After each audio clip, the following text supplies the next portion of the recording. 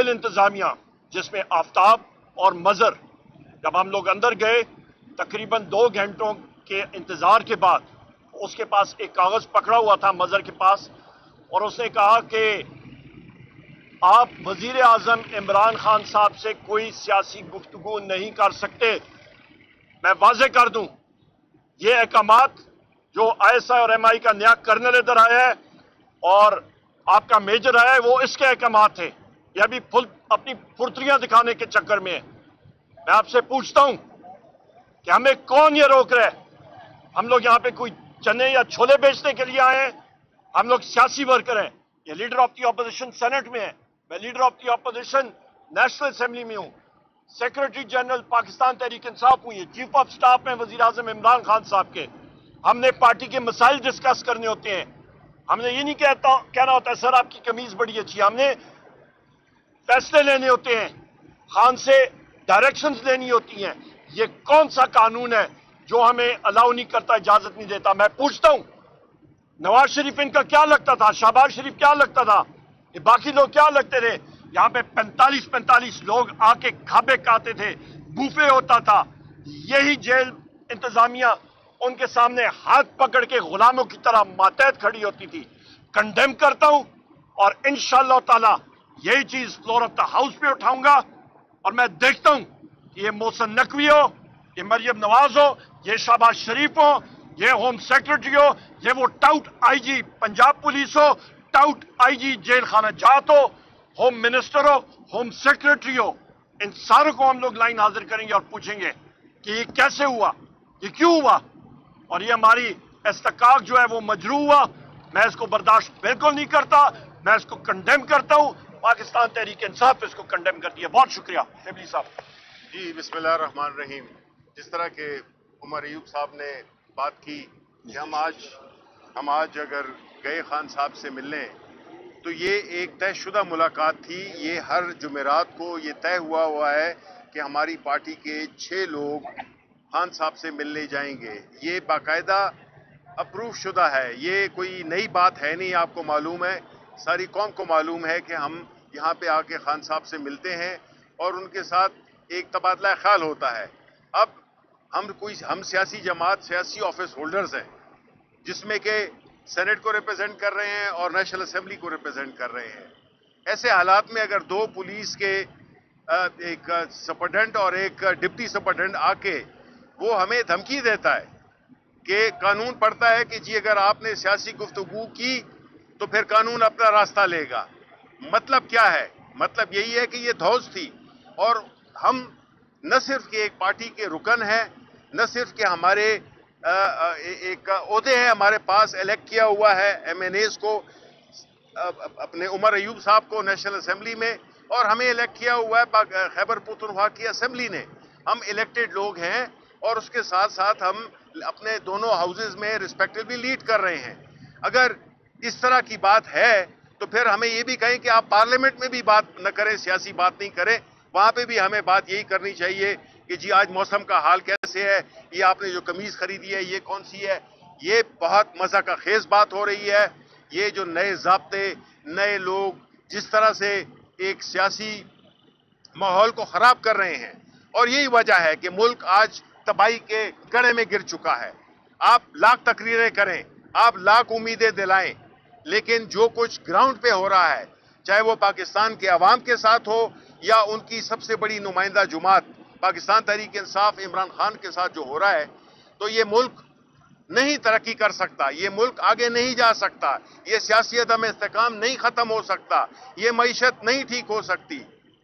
अवाम जो महंगाई के बोझ तले दब गए हैं, उनके लिए आप उम्मीद भी खत्म कर रहे हैं। और ये जो इस किस्म के जो आज हुआ है हमारे साथ, ये इस बात को कंफर्म करता है कि जो भी अहले इक़्तिदार हैं वो नहीं चाहते कि इस मुल्क का एक मुस्तकबिल हो, एक रोशन मुस्तकबिल हो।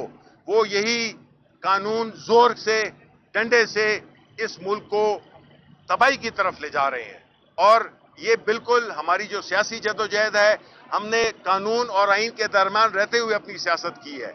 और आज का ये अप्रूव्ड मुलाकात, उसमें ये कंडीशन डालना کہ آپ سیاسی گفتگو خان صاحب کے ساتھ نہیں کر سکتے، یہ بالکل ان ایکسیپٹیبل ہے. ہم بھی اس کو اپنے فلور آف دا ہاؤس میں بھی اٹھائیں گے اور ہم کورٹس میں بھی جائیں گے. میں یہاں پہ اپنے تحریک انصاف کے جتنے ایکٹیوسٹ ہیں ان کو دلی مبارکباد پیش کرنا چاہتا ہوں. 13 اگست کی شب، 14 اگست کو آپ نے جشن آزادی، حقیقی جشن آزادی آپ نے منائی، اور انشاءاللہ تعالی آپ کی اس جستجو کی وجہ سے، اور بالخصوص آپ کے پنجاب کے، سندھ کے اور بلوچستان جہاں پہ فسطیت کا بازار گرم تھا، لوگوں کو صرف پاکستان کا جھنڈا اور پی ٹی آئی کا جھنڈا لہرانے کے اوپر ان کے اوپر ایف آئی آر ہوئی ہیں جس کو ہم لوگ کنڈیم کرتے ہیں. میں اپنے تمام پی ٹی آئی ایکٹیوسٹ کو میں سلام پیش کرتا ہوں، بالخصوص پنجاب، آپ کے سندھ اور آپ کے بلوچستان کے ایکٹیوسٹ کو. بہت شکریہ. مطلب یہ بتائیے گا، جنرل فیض کی گرفتاری کے بعد نئے نئے انکشافات سامنے آ رہے ہیں. آج بھی مزید فیض کا حراست کر دیا گیا ہے، جیل میں بھی کچھ لوگ پکڑے گئے ہیں.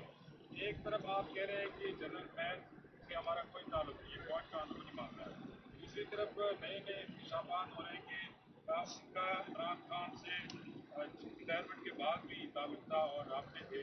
تو کیا کہیں گے اس پر؟ 9 مئی کا بھی ان پہ الزام ہے کہ وہ بھی براہ راست ملوث تھے اس میں. کیا ہے آپ کا موقع؟ بڑا اچھا سوال ہے. جنرل فیض حمید صاحب کے حوالے سے جو آپ بات کر رہے ہیں وہ آرمی ایکٹ اور فیلڈ جنرل کورٹ مارشل وہ اپنا رستہ خود اختیار کرے گا. اس ڈپارٹمنٹ کا ایک ڈپارٹمنٹ ہے آرمی مسلح افواج بھی، وہ خود بخود اپنا راستہ اختیار کرے گا اور قانون اپنا ان کے پاس حق ہے جانے کا ہائی کورٹ میں. جہاں تک وزیر اعظم عمران خان صاحب کی بات ہے، وہ تو وزیر اعظم تھے اور دلوں پہ آج بھی رائج کر رہے ہیں. آپ یہ دیکھیں کہ جن لوگوں کو فوج کے بارے میں معلوم نہیں، ڈی جی آئی ایس آئی جو ہے وہ اپنا چپڑاسی بھی نہیں رکھ سکتا، وہ محرون منت ہوتا ہے آرمی چیف کے. D G I S I radiated power لیتا ہے آرمی چیف سے. اس وقت آرمی چیف تھے جنرل باجوہ. تو جو چیزیں بھی ہوئی ہیں تو جنرل باجوہ صاحب سے پہلے پوچھیں کہ جی آپ کے کمانڈ کے نیچے بحیثیت آرمی چیف یہ چیزیں کیوں ہوئی. نمبر ایک، اس پہ کور کمانڈرز بھی ہیں، اس پہ جنرل فیض بھی ہیں، اس پہ بہت سارے، یہ سارے کے سارے جو ہیں پھر ساروں کو سامنے آنا چاہیے. اور فیلڈ جنرل جی ٹیکنیکلی وزیر اعظم کے نیچے آتی ہے، پر آپ کو معلوم ہے کہ ڈائریکٹلی وہ آرمی چیف کو رپورٹ کرتی ہے. اور دوسری چیز یہ ہے کہ سرونگ جنرل اس کو لیڈ کر رہا ہے. صرف ایک بار تاریخ میں جنرل کلو صاحب، محترمہ بے نظیر بھٹو صاحبہ کے ٹائم پہ ڈی جی آئی ایس آئی ایک ریٹائرڈ جنرل تھے، ورنہ ہمیشہ سرونگ جنرل ہوتا ہے. جو سرونگ جنرل ہوتا ہے وہ آرمی چیف کے تابع ہوتا ہے. گو کہ آپ کے آئین اور قانون میں وہ وزیر اعظم کے تحت آتا ہے. وزیر اعظم کو تو اس کو تو یہ نہیں پتا کہ وہاں پہ راستہ کہاں پہ ہے. وہ تو وہاں پہ دیکھ کے، جو ہمارا ابھی کا فارم 47 کا وزیر اعظم ہے، وہ تو ایک حوالدار صاحب آ جائیں اس کو وہ 3 بار سلوٹ کر کے تو سائڈ پہ وہاں پہ کرسی پہ بٹھاتے ہیں. ان کی تو یہ اوقات ہے. تو یہ آپ کو حقیقت سامنے آنی چاہیے. اور دوسری بات، ان کے اوپر یہ ٹاپ سٹی کا جو الزام لگا ہے، تو ہم لوگ ایک بات اور پوچھنا چاہتے ہیں کہ جناب جو افسران اور انسپیکٹرز آئی ایس آئی کے جا کے انہوں نے وہ نقدی اماؤنٹ ادھر سے لی، ان کے خلاف بھی پھر وہ ہونا چاہیے، فیلڈ جنرل کورٹ مارشل ہونا چاہیے. پھر ہمارے تحریک انصاف کے ایکٹیوسٹ خواتین اور ہمارے مرد لوگوں کے گھروں میں، اس پہ آئی ایس آئی تھی، ایم آئی تھی، آئی بی تھی، فیلڈ انٹیلیجنس یونٹ تھی، اسپیشل برانچ تھی، یہ جا کے وہاں پہ ان کے گھروں میں توڑ پھوڑ ہوئی ہے، چوریاں ہوئی ہیں. تو اس وقت کے جو بھی آپ کے سربراہ ہیں ان ساروں کے خلاف ایف آئی آرز اور فیلڈ جنرل کورٹ مارشل ہونا چاہیے. ایک آپ نے یہ بات کی کہ ڈی جی آئی ایس آئی جو ہے وہ آرمی چیف کے انڈر ہے، وہ چپڑاسی بھی نہیں رکھ سکتا. رات کو خواجہ آصف صاحب نے کہا کہ وہ بطور کور کمانڈر پشاور جو تحریک عدم اعتماد آ رہی تھی آپ کی حکومت کے خلاف، اس کو ناکام بنانے کے لیے سرگردہ تھے.